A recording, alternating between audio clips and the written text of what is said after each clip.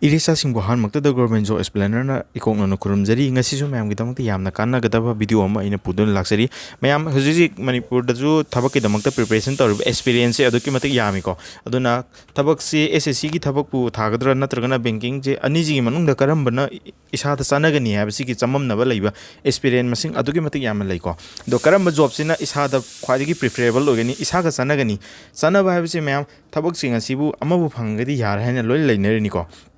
Sanaba habisi mayam subject sing asi karamba subject akoina hainariba subject sing asi karamba da yauri ge habdo aduga isana hainadaba subject se karamba exam da hangi sigumba khara akoba tai sing je mayam discuss toroke ko adu advanced math se yaudaba exam lei reasoning je hena luba exam lei ko english ta hena luba english ta khara laiba interview yaudaba exam sumaina mayam khaido i ko si sing je mayam CGL ga bank PO ga se hojik SSC ge na khwaidi ki chawba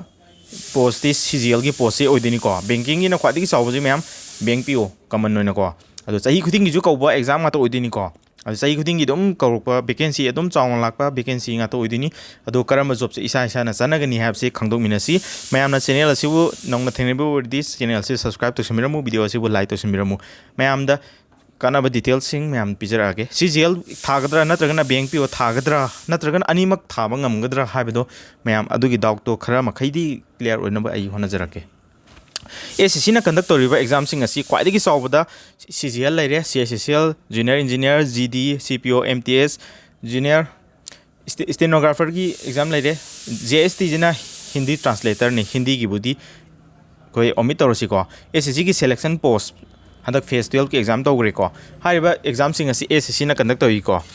adudam SSC ki MTS da mayam SSC ki havildar post yauri ko banking da mayam RBI grade B RBI assistant SBI PO SBI clerk IBPS na conduct tawbada IBPS PO clerk IBPS SO IBPS RRB sumaina being makhal mayam loina thabak kauri ko sida mayam na khwaidigi reputed oba thabak sing se mayam RBI ki thabak sing asi ju mayam na yamna pamnei ko mayam di salary ju chawba allowance ke ka loina mayam chawbai ko SBI PO ki thabak si ju mayam loin pamnani ko IBPS PO adubu exam sing asi kari da khenari no habisi mayam loin khangdong minasi ko SSC ki exam sing asi tha matam da di mayam interview haba interview ju changoi ko adubu banking ki exam sing tha matam da PO ki level officer level bu yauraga di group discussion natragana interview की section जे दम यारो कनी को अदुना कना गुमना interview की skill लेतबा soft skill लेतबा अदुगा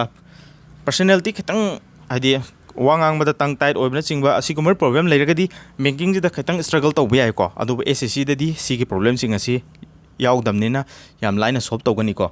अदुगा मैं थबक सिंग असि banking की बु ओरगदी मैम थबक सिंग असि graduation pass तौदबा सुंगा याद्रे को अदु SSC की दी 10 pass की जो 12 pass की graduation की लोइना थबक तोंगान लोइना बोस vacancy हेना मरांग काइनी यावरिबा SSC दन हेना को अदुगा मैम एग्जाम की सिलेबस से कमाई तवे हाय मतम SSC की एग्जाम सिलेबस से दी मैम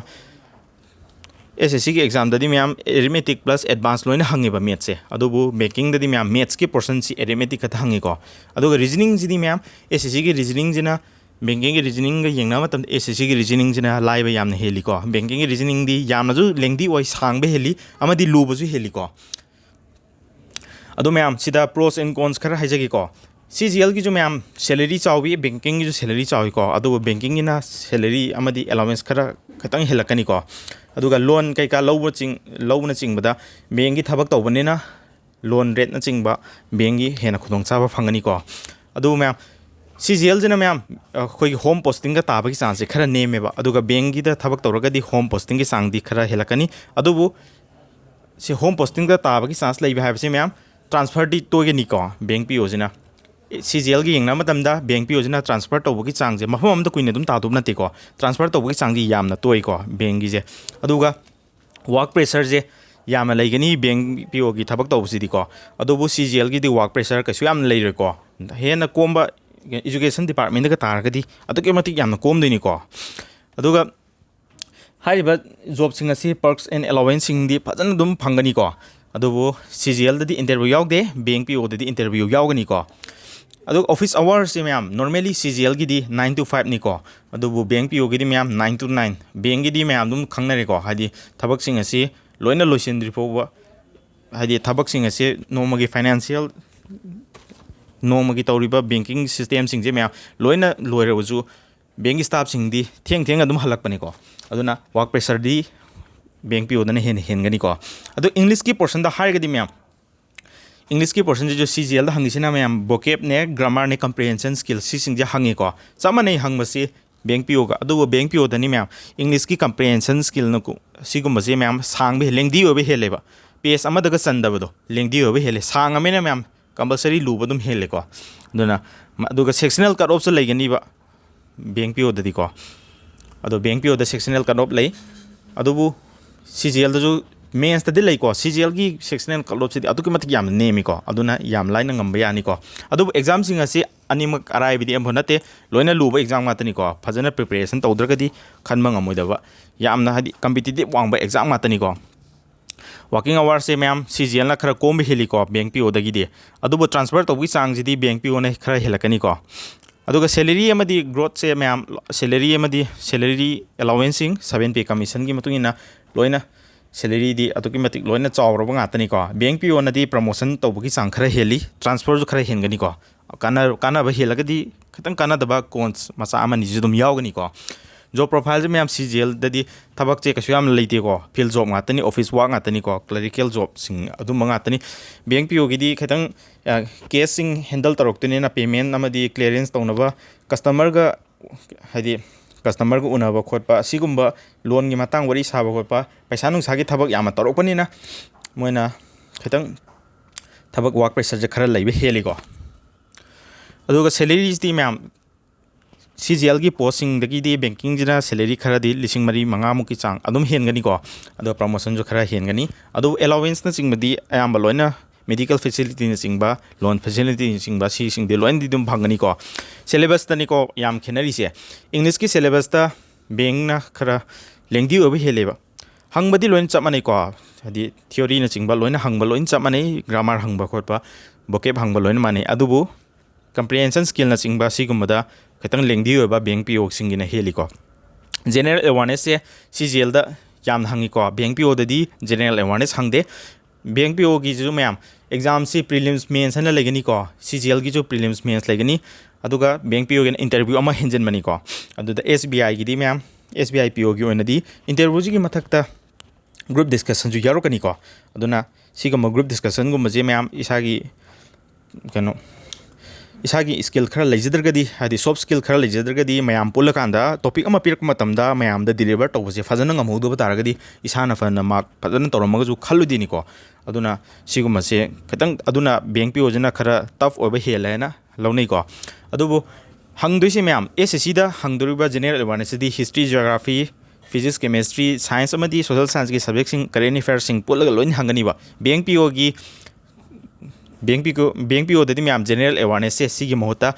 बैंकिंग एंड इंश्योरेंस का मरी लेनबा बैंकिंग अवेयरनेस ना अदुन हंगदुने को बैंकिंग का रिलेटेड अमदी फाइनेंशियल इंस्टीट्यूशन सिंगा मरी लेनबा इंश्योरेंस स्कीम सिंगा मरी लेनबा सिंग हंगदुनेबा अदुना सी सिंजे पाबदा खोइना लिटरल मीनिंग सिंगगी खंगनब होनबदा खरा वाबा ngato ओबेनी को अदुना मागी बैंकिंग अवेयरनेस से जो याम लुबा पार्ट अमा ओगेनी को बैंक PO सिंगी ओइना अदो मैथ्स सिदी दुम मैथ्स मैथ्स तदी CGL ना हेना लुबे हेले को बैंक PO दगी रीजनिंग दना बैंक PO ना लुबे हेले इंग्लिश तदी दुम मानरे हाबियारे को खतंग लेंगदी ओबा बैंक PO ने हेन गिबै वाने अदुगा जनरल अवेयरनेस जो मैम CGL की जो हंगिंग बद हंगे को चाही अमा की ममांग चाही की ओगरा चाही तरा की ममांग ओगरा दुम CGL की जो हंगिंग बद हंगे बैंक PO की जो फाइनेंशियल इंस्टीट्यूशन सिंग बैंक का मली लेना ताम सिंग हंगमनेना लुई को अदुना खेनेरी से मैम मरोइना मैथ्स का रीजनिंग दा खेनाबनी को मैथ्स यामना हाइनरबा अदुरगदी एडवांस मैथ्स सिंग हाइनरबा CGL दा चलो एडवांस मैथ्स से कीरगदी बैंक PO दा चलो को अदुगा रीजनिंग जे यामना हाइनरबा रीजनिंग हाइनरगदी अनिमक लोन याई को रीजनिंग गिदी अदो रीजनिंग जे खतंग हाइदे पजल सिटिंग अरेंजमेंट चिंगबा अरुबा रीजनिंग की हाइदे पजल गुम सिटिंग अरेंजमेंट गुम जे बैंक PO गुम बैंक की इंश्योरेंस एग्जाम सिंग स्कीम सिंग दा हंगेबा को अदो CGL ददी हंगदे अदुबु इंट्रोड्यूस तौबुदी हौरे को हौरगसु अराइबा सिंग हंगनी अदुना रीजनिंग जे सिटिंग अरेंजमेंट पजल्स गुम जे हाइनदबा तारगती CGL की ओना प्रिपरेशन तौबुना फगनी को अदुगा इंटरव्यू जु यावदे CGL जना बैंक PO ददी इंटरव्यू जे कंपलसरी यावगनी को अदु मैम बैंक एग्जाम खुदिमा इंटरव्यू यावबुदी नते क्लरिकल जॉब अमदी RBI असिस्टेंट की थबक सिंग ददी बैंक की जो इंटरव्यू यावदे को अदुगा CGL जिदी मैम ग्रेजुएशन पास ने बैंक PO जो माजु ग्रेजुएशन पास लोन ओइदोनी को सिलेक्शन प्रोसेस से मैम Tier 1 Tier 2 लेगनी CGL की ना अदुगा डॉक्यूमेंट वेरिफिकेशन तौरगा लोरे को बैंक पीओ की मैम अहमदा Tier 1 तौरनी मथंग मेंस एग्जाम तौरनी को अदुगा सब्जेक्टिव टेस्ट यावी को बैंक पीओ की सब्जेक्टिव टेस्ट ता एसे लेटर नि चिंगबा यावी अदुबु CGL दि सब्जेक्टिव टेस्ट यावदरे को बैंक पीओ दि मैम इंटरव्यू यावगनी को अदुबु SBI की ओनदि ग्रुप डिस्कशन जो एक्स्ट्रा दा यावकनी को अदु एज लिमिट से CGL की 18 देना 32 इयर्स नि को जॉब खरगददी 30 बहु लोचिन यावी को बैंक पीओ की मैम 20 देना 30 इयर्स पोनी को मैम एग्जाम की प्रिपरेशन से फजन तौगे है तारगदी टेस्टबुक ईयरली पास प्रो जी मैम लेसन व्यू टेस्टबुक ईयरली पास प्रो की ममन से रुपीस 351 फंगनी को हाइब सेल असी लिमिटेड पीरियड नि 27 30 जून फौदनी को अदन मैम लई मतमदा T2M है कोड से अप्लाई कबन संग लेबियो 12% की मैक्सिमम डिस्काउंट फंगनी को हजिक ऑफर लेबई को ऑफर जी मनुंग लेबी हो नत्रगदी मतम खरा हेंदोखिब मतमदा ममनजे अदुकी मति यामना वांखलकनी को तो टेस्टबुक ईयरली पास प्रो लेबी लिंक सो डिस्क्रिप्शन दा हापचरमगे SSC की मॉक टेस्टबुक ओरो नत्रगना बैंकिंग ओरो लोइना टेस्टबुक सिदा फजना फंगमनी को अदो प्रीवियस क्वेश्चन होतकेरा chapter wise subject wise sectional test थागेरा लोइना एग्जाम खुदिमकी लोइना सिदा फंगमनी को अदो बैंकिंग अमदी इंश्योरेंस की ओइगेरा सिदा बैंकिंग की रीजनिंग कमाइन हंगे दो अखोइन एग्जाम सिंग असे थाद्रिङैदा मैम एग्जाम जो क्या लूबनो इसान एटेम तौबदा क्वेश्चन क्या होट पंगमगनी हाबना चिंगबा अदो सिसिंजे मैम एग्जाम दे थारुद्रगदी खंगोइको अदुना एग्जाम सिदी नुतिगी सिनबजु नतेना अदुना टेक्स्टबुक जदी मैम एग्जाम सिंग अजे युमदा लेना दुम इसाना ऑनलाइन दगी दुम एग्जाम सिंग दुम थाबा यादोइनेबको इसाना क्लिक तौरगा आदि करम सब्जेक्ट थानिंगिनो ग्रामर थानिंगिरा नत्रगना रीजनिंग थानिंगिरा नत्रगना इंश्योरेंस की मतंग थानिंगिरा हाबदो लोइने अखोइन अपामदो खल लोइन थाबे यादोनिको अदुगा बैंक जे मैम क्लार्क तदी इंटरव्यू यावदेको PO की लेवल द खतने इंटरव्यू यारुसे सिलेक्शन प्रोसेस जो अमन इंटरव्यू यावदबा सैलरी सु यामेको अदुगा मैमना थबक सिंग असिगी दमकता प्रिपरेशन फजन तौ मतमदा मैथ्स की पोर्शन सिंग जे खरा लुयेना खलगदी मैमना YouTube चैनल अनौवा SSC कोचिंग मणिपुरी T2M साराब चैनल असी मैम सब्सक्राइब तसिबिरो हारिबा चैनल सिदा मैम बेसिक ती होरगा मैथ्स की पोर्शन सिंग असी एडवांस लेवल फो यौनबगी दमकता चैनल सिदा बेसिक ती होरगा फजना ताई को हारिबा चैनल सिदा मैम मैथ्स से करम चैप्टर दगी होरगा स्टडी तौबो होगनी हाबसे मैम असी जो फजना फोकस सिगी लाइन जो फजना नैनर मतुंगदा तौबो क्लास नि को ख्वाइदगी मरुओबा बेसिक ऑफ मैथ्स से मैम हजि कॉम्पिटिटिव एग्जाम गी ना रेशियो एंड प्रोपोर्शन अमदी परसेंटेज ओइको अदुना मैम परसेंटेज दगी होरगा चैप्टर सिंग असे फजना मथंग चांग नाइना टाइप वाइज ता कवर तौरई को मैम चैनल से चेक आउट तौरगा मैम चैनल से कानाबा मैम लौमिनसी को हारिबा चैप्टर सिंग से मैम लोना टाइप वाइज ता प्रीवियस क्वेश्चन जो यावरगा प्रैक्टिस जो फजना तौरगा थबक खुदिमक की दमकता यानबगी मो लेवल दा आइना क्लासिंग असे कंडक्ट तौजबनी को अदो मैम बेसिक आदि एनी क्वेश्चन होप मतमदा मेथड अनी हुम होप यारगदी मेथड अनी हुम दो लोइना उलमगनी को अदुगा करिगिदमकता लाइनो सिगी रूल से करिगिदमकता सिनरीनो थमीबा वैल्यू सिंजे करिगिदमकता ओइजे इनो क्वेश्चन जे लैरगदी कमाइना खुमगनी हाबना चिंगबा सिगुम्बा बेसिक एग्जामिनेशन स्किल सिंग जो मैम चैनल से लोइना खाना फंगनी को अदुगा मैम मैथ्स से ख्वाइदगी लुई मैथ्स से लुबगी दमकता एग्जाम सिंग से थाब लोइन किनेबा अदु ख्वाइदगी लुबा एग्जाम द ख्वाइदगी लुरिबा पेपर मैथ्स से ख्वाइदगी लाइबा सब्जेक्ट ओहेनसी हाबजे सिगी पांदम दा आइना चैनल असी हांगदोरकपनी को अदुगा मैम नादी मैथ्स से करीम खंगमद्रगसु हाना हाइरमदे हारगसु मैम चैनल से येंगो मतुंगददी मैथ्स की कमांड लाकनी स्मार्ट अप्रोच ता क्वेश्चन होट पंगमकनी हाना फॉर्मुला सिंग हाना तमक सिंग लोना काउगिबा नत्रगना मैथ्स लौरक्तबो ओरगसु एग्जाम सिंग असिदा प्रीवियस क्वेश्चन सिंग थाबदो ओइरो एग्जाम सिंग थारुबदा एग्जाम सिंग असे फजना तौबो ngमगनी को अदुगा क्लास सिंग असे फजना याव मतमदा मैम मेंबरशिप की प्लान सिंग का यावबो ओरगदी ma'am smart PDF class note चु